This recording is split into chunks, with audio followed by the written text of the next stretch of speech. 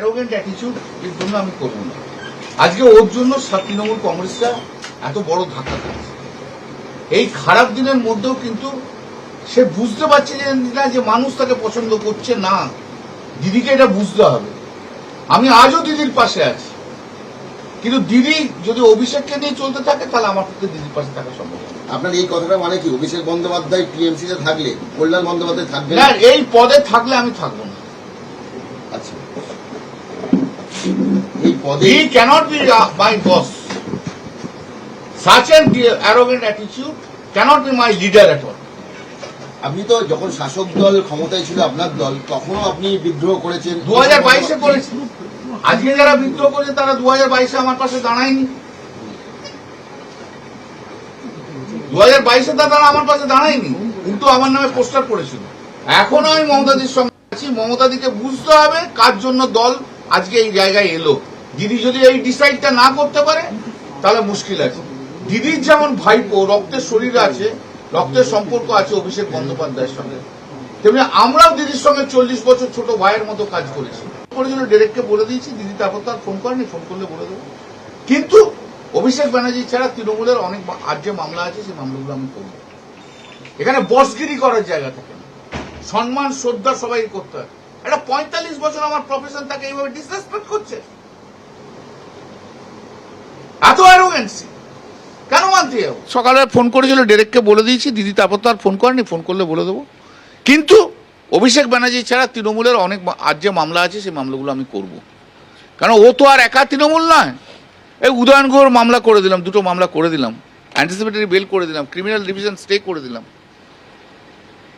আরো অনেক ছেলে গরিব মানুষ গরিব তৃণমূলে বিভিন্ন জায়গাতে, গোটা চেম্বার দেখুন না, ওখানে দেখুন, রাত্রিবেলায় আসবেন আমার চেম্বারে দেখবেন সব তৃণমূলের ছেলেরা বসে থাকে।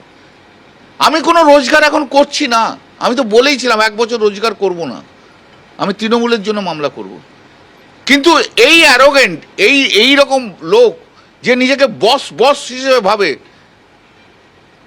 তাকে নিয়ে চলা যায় না, চলতে পারে না।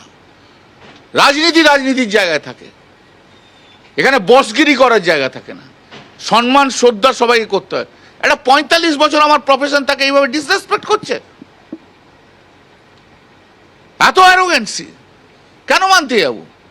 কোথাও কি কোনো আশঙ্কা করছেন যে আপনি এই মামলাটা লড়লে অন্যরকম কিছু রায় আসতে পারে, সেই কারণেই কি? মানে আরে মামলা তো অর্ডার, আমি বলেছিলাম আমি অর্ডার করিয়ে দেবো, অর্ডার হয়ে যাবে, সেটা তো দেখেছো আজকে হয়েছে। সেটা যদি আমার প্রতি বিশ্বাস না থাকে তাহলে মামলাটা করতে বললো কেন? সোজা কথা। If you don't have trust, why you have to trade me? এখন ওনার কাছে অনেক অ্যাডভাইসাররা আছে, তারা তাদের মতো অ্যাডভাইস দিচ্ছে। আমি তো কাউকে বলিনি যে আমার কাছে মামলা করতে হবে। আমার প্রচুর মামলা আমার জীবনে করা আছে, আমার প্রচুর মামলা এখনো জীবনে করতে হবে, অনেক বড় বড় মামলা করতে হবে, ওটা শেষ না। কল্যাণ বন্দ্যোপাধ্যায় এই মুহূর্তে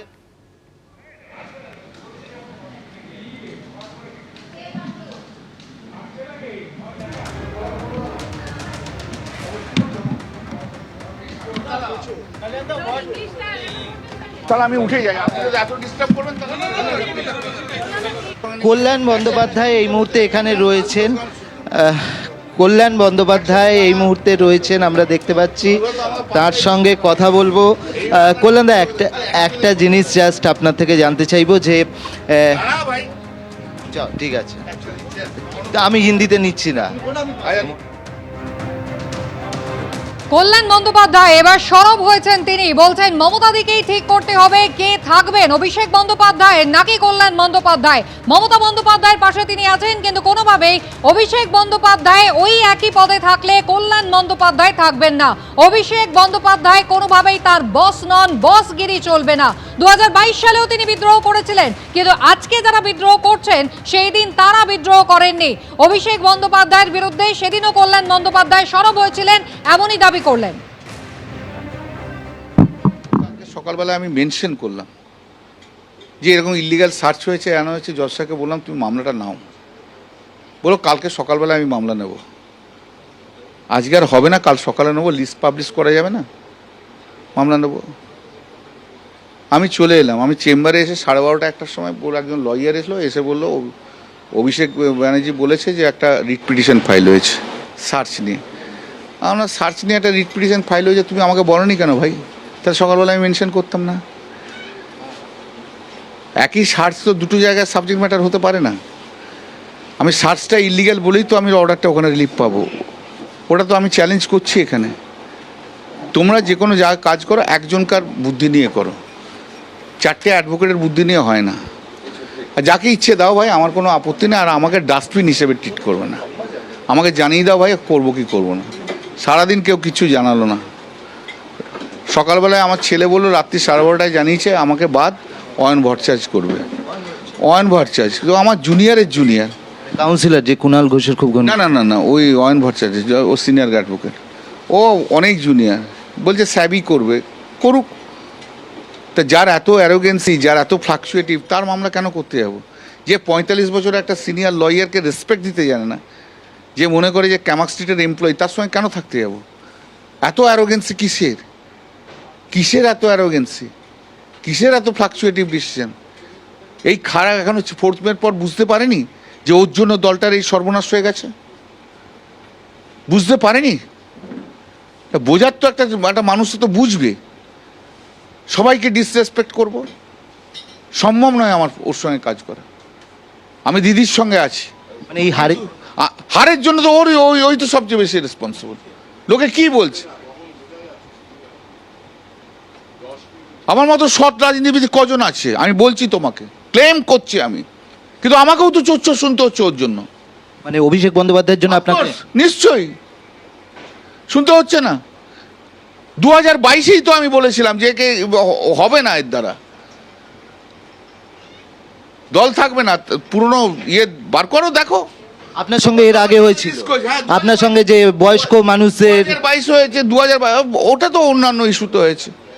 যখন ওই গোয়া ত্রিপুরা নিয়ে হয়েছিল, তুমি খবর নাও। ডায়মন্ড হারবার মডেল নিয়ে বলেছিল, এই তো ডায়মন্ড হারবার মডেল আজকে শেষ করে দিয়ে গেল পশ্চিমবাংলায়। এই ডায়মন্ড হারবার মডেল নিয়েই তো কথা বলেছিলাম 2022, আমি একা।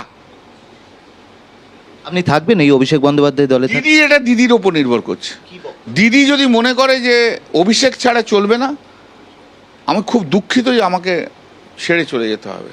কিন্তু দিদি যদি মনে করে যে অভিষেক বাদ দিয়ে চলবে, তাহলে আমি আছি। বাদ দিয়ে মানে পদ থেকে বাদ না দল থেকে? বাদ দিতে হবে। অ্যাজ এ নর্মাল একজন থাকবে, কিন্তু সেদিন তো ফিডার কিছু থাকবে না, তবে আমি রয়েছি, নাহলে নেই। কিন্তু সেদিন তো অভিবাদন জানাতে বললেন সবাইকে। সেটা তো অন্য কথা। আমি দিদি কি বলেছে, দিদির সম্বন্ধে আমি কোনো কথা বলবো না। কিন্তু দিদি has to take a final call on this matter. দেখো ভাই, সত্যি কথা, অভিষেক ব্যানার্জি দিদির ব্লাড রিলেশন, ভাইপো, কিন্তু 40 বছর আমরা দিদির জন্য খেটেছি। আমাদের সঙ্গে ব্লাড রিলেশন নয়, কিন্তু দিদিকে আজকে বুঝে নিতে হবে এই রাজনীতিতে অভিষেককেই ব্লাড রিলেশনের লোককে দরকার না আমার মতো লোকেদের দরকার আছে, সেটা দিদি বুঝে নি। কি ত্রুটি ছিল লাস্ট এইটা প্রশ্ন, যে অভিষেক বন্দ্যোপাধ্যায় যেভাবে কত অনেক কিছু ত্রুটি ছিল, তোমরাও জানো, বারবার সমালোচনা করো, তাও আমার মুখ দিয়ে শুনতে চাইছো। যাও। অবশ্যই আমরা কথা বললাম কল্যাণ বন্দ্যোপাধ্যায়ের সঙ্গে, তিনি কিন্তু স্পষ্ট জানিয়ে দিলেন যে যে রক্তের সম্পর্কে প্রাধান্য দিলে চলবে না। তারা যেভাবে কাজ করেছেন তৃণমূল কংগ্রেসের জন্য, তাদের কথাকে গুরুত্ব দিতে হবে। ক্যামেরায় সন্দীপ পালের সঙ্গে অর্ণব মুখোপাধ্যায়, এবিপি আনন্দ, কলকাতা। এবিপি আনন্দ, এগিয়ে থাকে, এগিয়ে রাখে।